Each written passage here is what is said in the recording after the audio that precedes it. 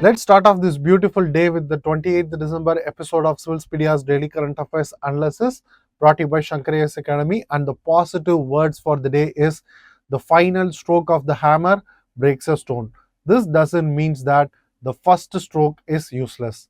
Success is the result of continuous effort. Before getting into the list of topics for today's discussion, kindly ensure your subscription to the channel, and we also be grateful if you hit the bell icon too. And here are the list of topics, and the first topic is about the recently released Indian constitutional in the Santhali language by our honorable president, and the second topic is about the conservation of Western Hoolock Gibbon species, and the third topic is about the invasive alien species known as Lantana, camara, and the fourth topic is about the India-New Zealand Free Trade Agreement from the mains point of view, and the fifth topic is Prelims Focus. Recently, our president released the Constitution of India in Santhali language. So, with this news background from The Hindu, let's know more about the Santhali language and also about the 8th schedule of Indian Constitution in detail. So what makes it news? Our Honorable President Ms. Draupadi Murmu released the Constitution of India in Santhali language on 25th December 2025, and the event of this publication held at Rashtrapati Bhavan, New Delhi. And the Constitution is published in Oichiki script, which is the official script of Santhali language. So with respect to this language, it belongs to the Munda branch of Austroasiatic language family, and the speakers of this language predominantly from the tribal communities, and it also been spread across the major states of Indian territories such as Jharkhand, Odisha, West Bengal and Bihar. And in Jharkhand and West Bengal, it is considered an official language of the state, and beyond the Indian territory, it is also found in to be spoken in the Bangladesh, Bhutan and Nepal region too. And the script which is used to write the Santhali language is known as the Oichiki script, which is invented by the Pandit Raghunath Murmu. In this image, we can find the Pandit Raghunath Murmu, who invented the Oichiki script, which is the official script of Santhali language, in the year of 1925 by him. And this script is also been recognized for the usage in official and educational purpose. And here in this image, we can found the script which is invented by Pandit Raghunath Murmu for Santhali language, which is the Oichiki script. And with respect to the constitutional status of this language, it has been included in the 8th schedule by the 92nd Constitutional Amendment Act of 2003, and this amendment included 4 languages into the 8th schedule of Indian Constitution, and the 4 languages are Santhali, Bodo, Dogri and Maithili. So with respect to this 8th schedule, it enumerates the official languages of the Republic of India.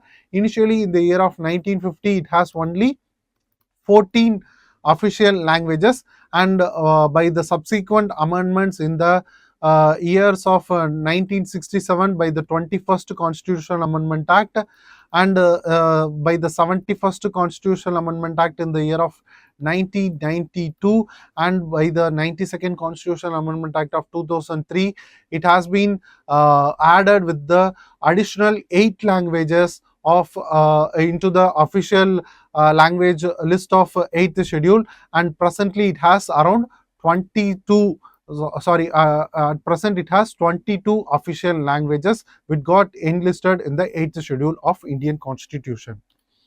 So with respect to the 8th schedule's significance, it enables the promotion of the official language by the union government, and it has been also used for official purposes such as usage in the examinations, publications and also in the parliamentary proceedings. And the 8th schedule enlisting is also currently contains 22 languages in the 8th schedule of Indian Constitution.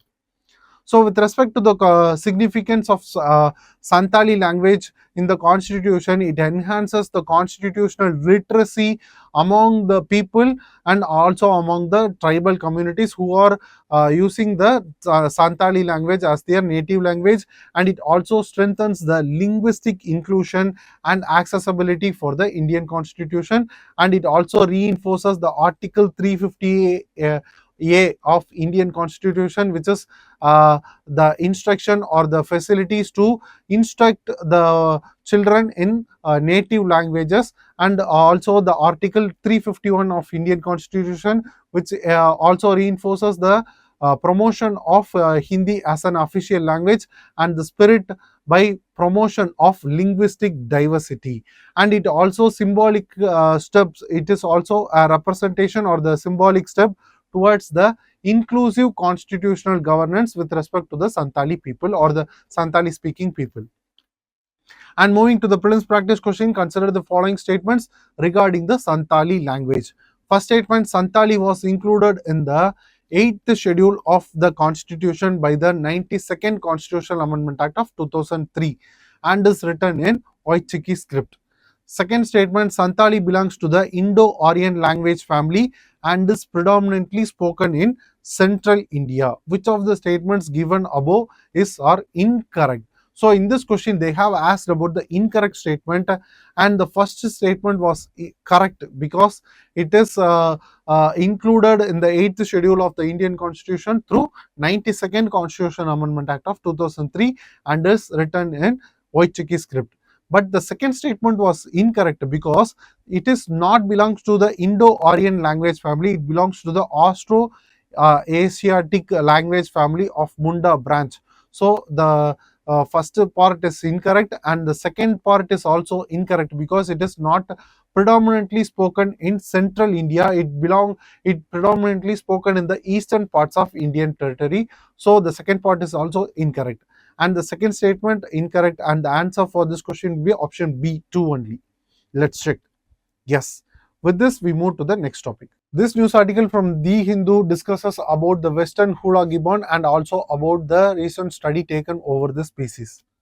So this Western Hoolock Gibbon or Hoolock Hoolock is the only non-human ape species found in India, and it is arboreal in nature because it prefers or dwells in the dense forest canopies, and it is also an diurnal primate which prefers or active during the daytime, and it is strictly dependent over the forest dense canopies, and it is also known for loud territorial vocalization. And with respect to its conservation status, it has been listed as an endangered species in the IUCN Red Data Book, and it has the highest production with respect to India. That is the Wildlife Protection Act of 1972. It has been classified as an Schedule 1 species with the highest production with the Indian context, and with respect to sites, it has been listed as an Appendix 1 species. And with respect to its population, it got declined, which is from 1 lakh species will be found before 50 years, and now it was only 5,000 individuals at the forest dense canopies, which is a stark decline in the population of Western Hoolock Gibbon, which raises concern and alarm for the conservation of this Western Hoolock Gibbon species. And with respect to its geographical distribution, the population of this Western Hoolock Gibbon majorly distributed across the northeastern states of India such as Assam, Meghalaya, Arunachal Pradesh, Manipur, Nagaland and Mizoram. So these states and its distribution of population is also very important for our UPSC preparation. And what is the major important habitat of Western Hoolock Gibbon is that it majorly resides over the Hoolongpur Gibbon Sanctuary situated in Assam, which is also the India's only Gibbon exclusive sanctuary, which is also home to another species known as Bengal slow loris. Bengal slow loris, which is an nocturnal primate, which is also important. Slow loris, which is a nocturnal primate.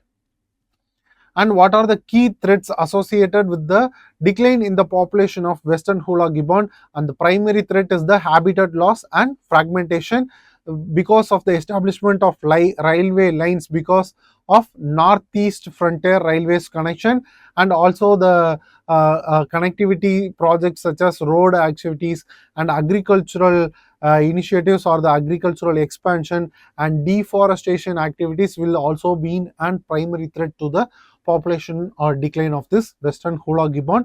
And the other threat is the hunting, which is also this Western Hoolock Gibbon is considered as a secondary target because of its loud vocalization or the loud calls for mating, and it is the primary threats involves the shortening of jum cultivation, which is also inhibiting the fodder availability or the food availability of that Western Hoolock Gibbon, and also the expansion of agricultural territory, which threatens the population habitat, and the small isolated population is also associated with the risk of inbreeding, which is also in risk of genetic variations or the genetic strengthening of that species. And also the other threat is the anthropogenic stress because of the human proximity, because of expansion of agriculture and the ardent measures taken for the deforestation and the infrastructure establishment activities. And with respect to the conservation and scientific interventions, because of the recent study that has been taken with respect to its genetic and stress studies conducted by the RNA, which is an wildlife genetic laboratory which analyzes the fecal DNA of this Western Hoolock Gibbon to identify the source population of the species and also to assess the risk of inbreeding with respect to this species in specific, and the also analyze about the stress hormones, which is cortisol, studies to measure the anthropogenic impact over the stress which creates a stress over this Western Hoolock Gibbon. And the second study is about the technology based measures, bioacoustics mechanisms as well as machine learning, which is also involved for the automated identification of this gibbon calls, and thermal drones has been involved in the estimation of its population to detect the arboreal primates in this dense forest canopies, and row bridges over the railway lines has to be established, which is installed for the transportation or safe accommodation of this Western Hoolock Gibbon from one place to another, which has been installed but not confirmed usage yet. And there is a community-led conservation measures also has been initiated, and engagement with the tribal communities is also being seen as a primary conservation measure, and traditional conservation norms has to be leveraged, and emphasis has to be put over the community-owned forest conservation activities. So moving to the prelims practice question, consider the following statements regarding Western Hoolock Gibbon.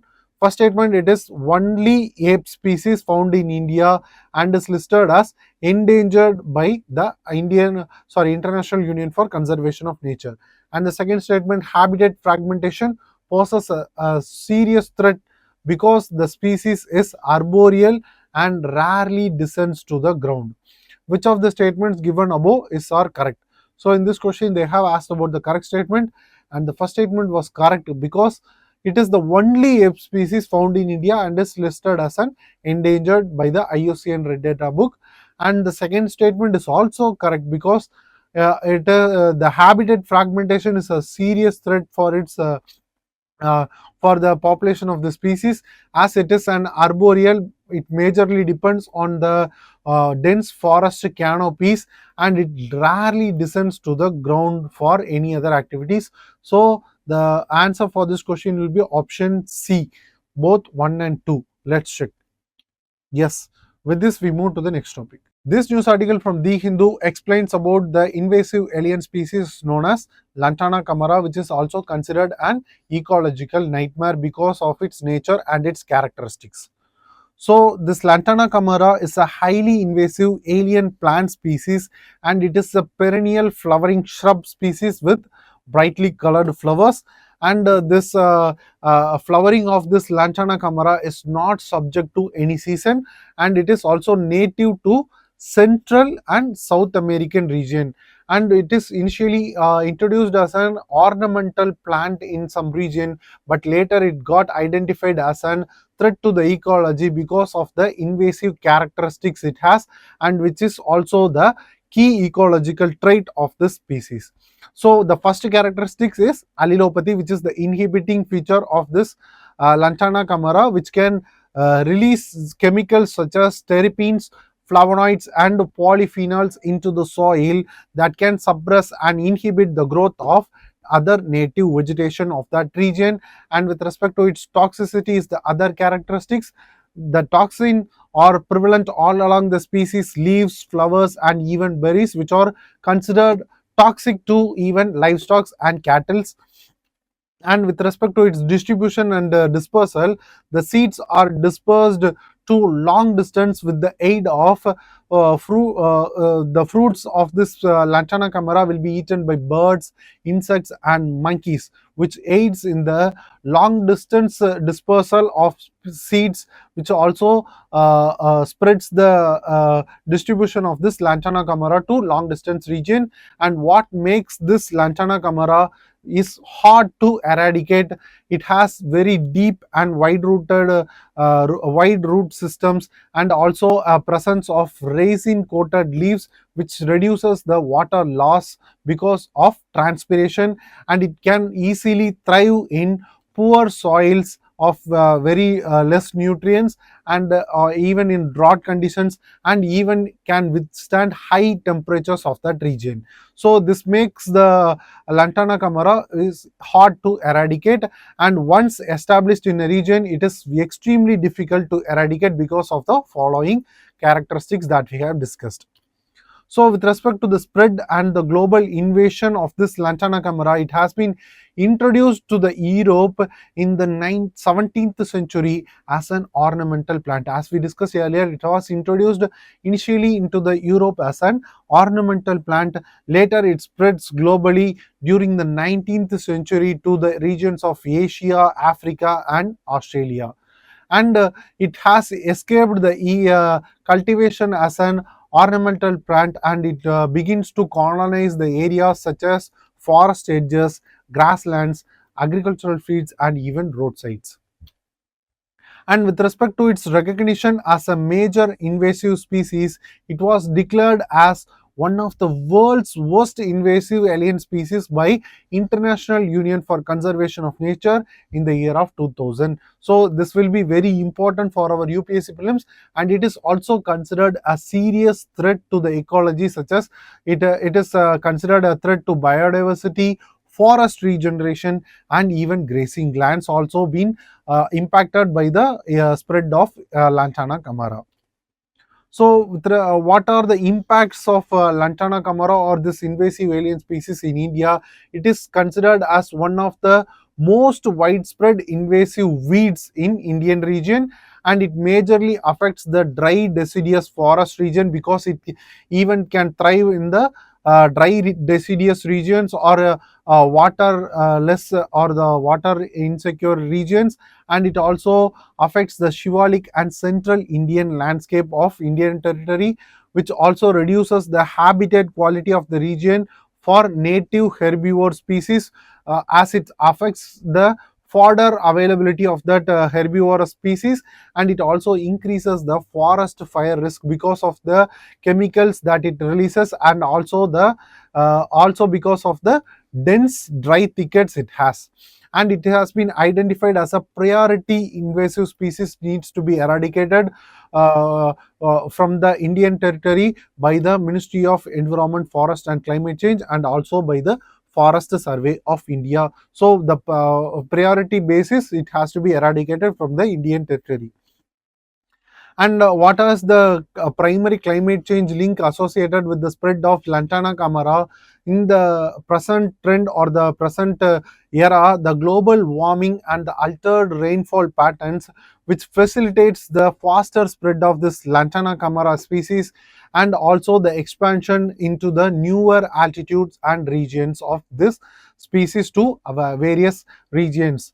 And with respect to the control and adaptive responses for eradicating this invasive alien species from the territory, the control measures tried earlier was mechanical removal from that site, and it was put to burn, and also the spraying of herbicides over the Lantana camara, and also the biological control measures, which also provides the limited success on eradication of this Lantana camara.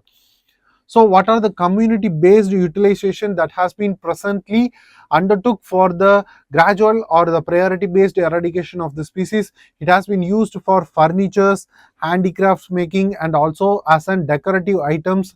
By example, the classic example was inhibited by intake by the Tamil Nadu tribal communities for its making, but utilization of this Lantana camara in various other decorative items will not eliminate or will not address the issue of spreading of Lantana camara, and it not eliminate the ecological risk associated with the spreading of Lantana camara invasive alien species. So moving to the prelims practice question with reference to Lantana camara, consider the following statements. First statement, it is an invasive alien plant species that suppresses native vegetation through allelopathic effects and is listed among the world's worst invasive species by the International Union for Conservation of Nature. And the second statement, it is native to Southeast Asia and was deliberately introduced into India under colonial forest management for soil conservation. Which of the statements given above are correct? So this second statement is an incorrect statement and it is an deceptive statement. It appears to be correct, but it is not a correct statement because it was not native to Southeast Asian region. It is native to the South American or Central American region and was not deliberately introduced into India.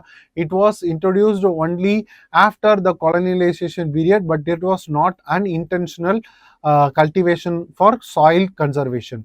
So the second statement was incorrect and the first statement was correct, and the answer for this question will be option A, one only. Let's check. Yes. With this, we move to the next topic.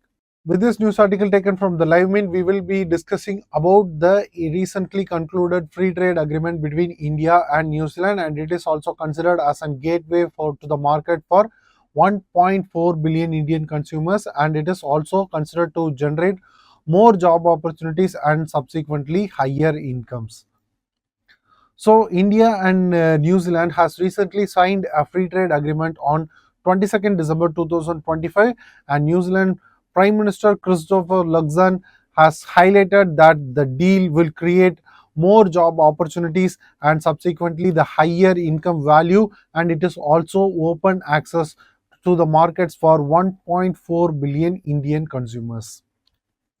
And with respect to this specific free trade agreement between India and New Zealand, it is considered as a comprehensive, balanced, and forward-looking trade deal between both the nations, and it is one of the fastest concluded free trade agreement that has been signed and concluded in the India's trade history. And the negotiation for the signage of this free trade agreement formally launched on 16th March of 2025 onwards.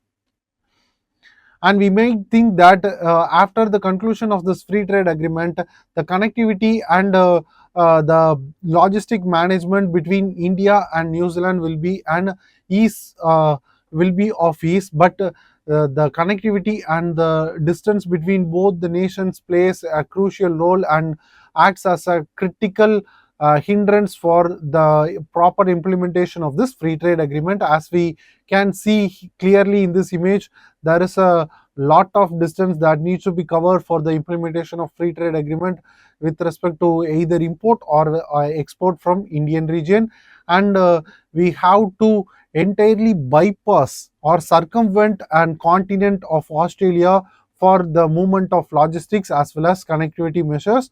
So it is better to have an shorter route with respect to this bypass, irrespective of bypassing the continent. We can easily sail through the continent itself for easier implementation of the logistic movements as well as connectivity measures. And what are the benefits that has been obtained by India with the conclusion of this free trade agreement between New Zealand?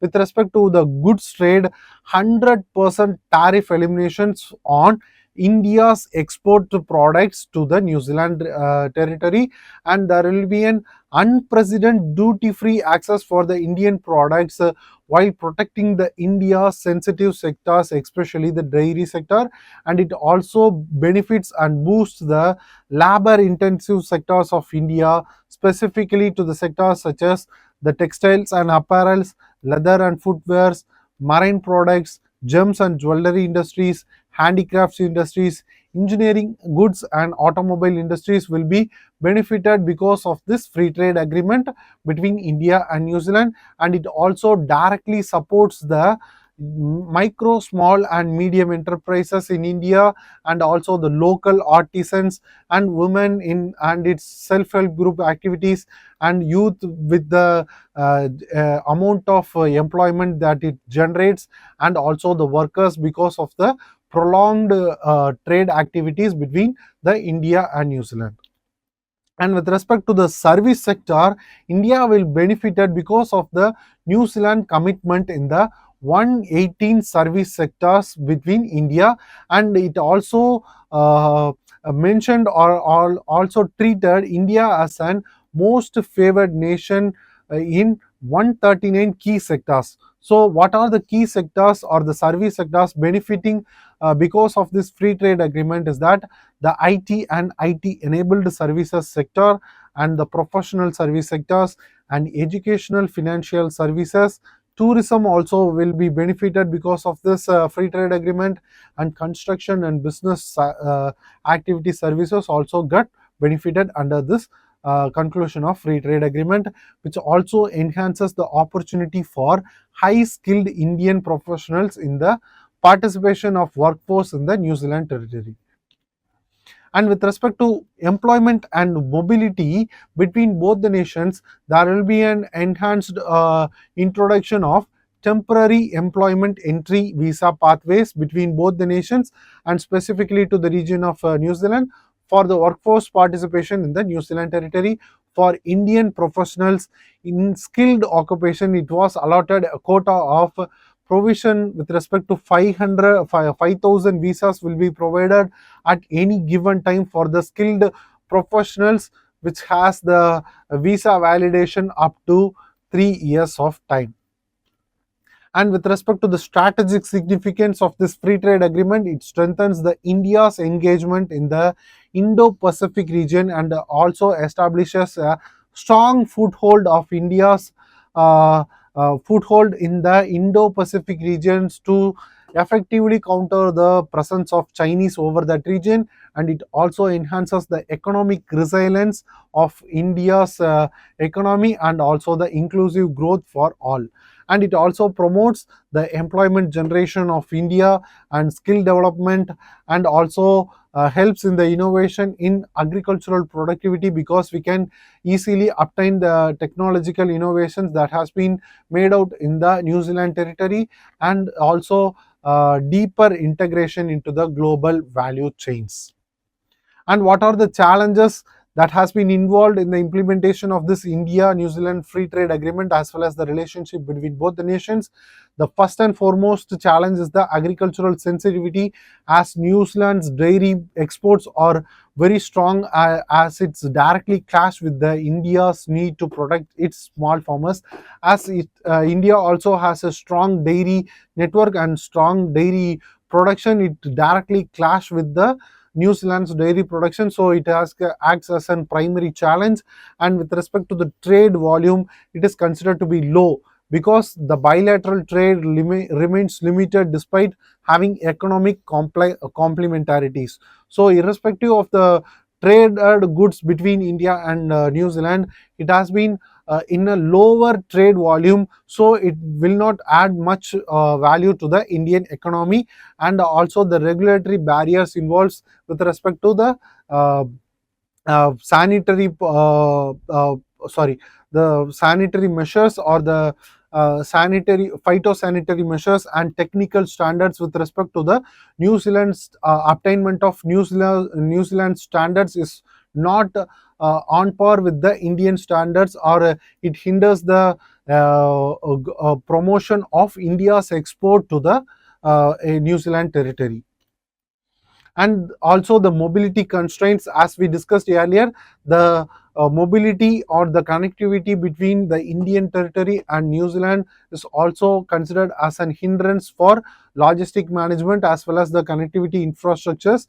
It has only limited visas and qualification recognition, which is hindering the skilled movements between both the nations, and the distance and connectivity also places a major hindrance because of the geographical remoteness raises logistics and trade cost, because it also added to the value of goods that has been traded between both the nations, so it also acts as an hindrance.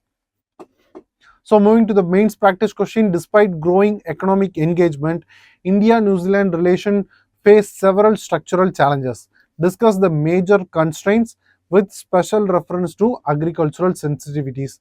This is an 15 mark question and we need to answer within 250 words, and we need to have a stress over the agricultural sensitivities between India and New Zealand, and also has to note down about the several structural challenges between the implementation of this free trade agreement between India and New Zealand. So with this, we move to the prelims focus. And finally, we came to the section of prelims focus, and the first topic is about Good Governance Day. It has been observed annually on 25th December of every year, and the primary objective is to commemorate the birth anniversary of our former Prime Minister Atal Bihari Vajpayee, and also to commemorate his leadership, which emphasized on the accountability, transparency, and inclusive growth for all. And we also has to note that according to the United Nations, good governance means it is to be a participatory and consensus oriented in nature, and it also needs to be accountable, transparent, responsive, effective, and efficient on its implementation, and it also needs to provide a equitable and inclusive growth for all, and it must has to follow the rule of law. And the second topic is about the Good Governance Index. It was prepared and released by Department of Administrative Reforms and Public Grievance, working under the Ministry of Personnel's Public Grievance and Pensions. And this Good Governance Index is a composite assessment of governance performance across states and union territories. So it is important to note that it taken into account all the states and union territories for assessing the good governance across the Indian territory, and it also translates the policy's intent into measurable citizen-centric outcomes, and it also identifies 10 key sectors for its assessment of good governance. So what are the 10 key sectors? The sectors are the social welfare and development, judiciary and public safety, commerce and industry, public infrastructure and utilities, citizen-centric governance, agriculture and allied sector, economic governance, human resource development, environment, and public health. So these are all the 10 key sectors that need to be taken into account for assessing the good governance performance across state and union territories. So the next topic is about the observation of Veer Bal Divas. It has been observed annually on 26th December of every year, and it started to get observed from the year of 2022 by our Prime Minister, and the primary objective is to commemorate the martyrdom of Sahib Shah Das, Baba Zorawar Singh Ji and Baba Fateh Singh Ji. So who are these people? They are the son of Sri Guru Gobind Singh Ji, whose unparalleled sacrifice continued to inspire generation. So with respect to this Sri Guru Gobind Singh Ji, who is the 10th Sikh Guru and the final human Sikh Guru of Sikh religion, and he introduced and institutionalized a tradition known as Khalsa Panth. Khalsa Panth in Sikh tradition or Sikh religion, and he is also associated with the writing of letter, which is a victory letter known as Safarnama, which is also important with respect to UPSC prelims. Safarnama, which is written in Persian language to the king known as Aurangzeb on critiquing his morality on his administration, and he is also associated or Vichitra Natak is considered his autobiography. So these are all the important facts that needs to be noted from our UPSC prelims point of view. So moving to the prelims practice question with reference to good governance index, consider the following statements. The good governance index is prepared by the Department of Administrative Reforms and Public Grievance. Second statement, it is composite index that assess governance performance across state and union territories. Third statement, the index measures governance across 10 sectors using multiple indicators. Which of the statements given above is are correct? So in this question they have asked about the correct statement. From our discussion we can easily interpret this question and make the answer correctly, because all the statements given in this question are correct in nature. So the answer for this question will be option C, all three. Yes. With this we came to the conclusion of this episode. Hope you guys like the video. Please share your positive comments and suggestions in the comment section given below, and share the video to your friends, and don't forget to hit the subscribe button and bell icon for receiving on time notification. Thank you for watching us. Have a great day.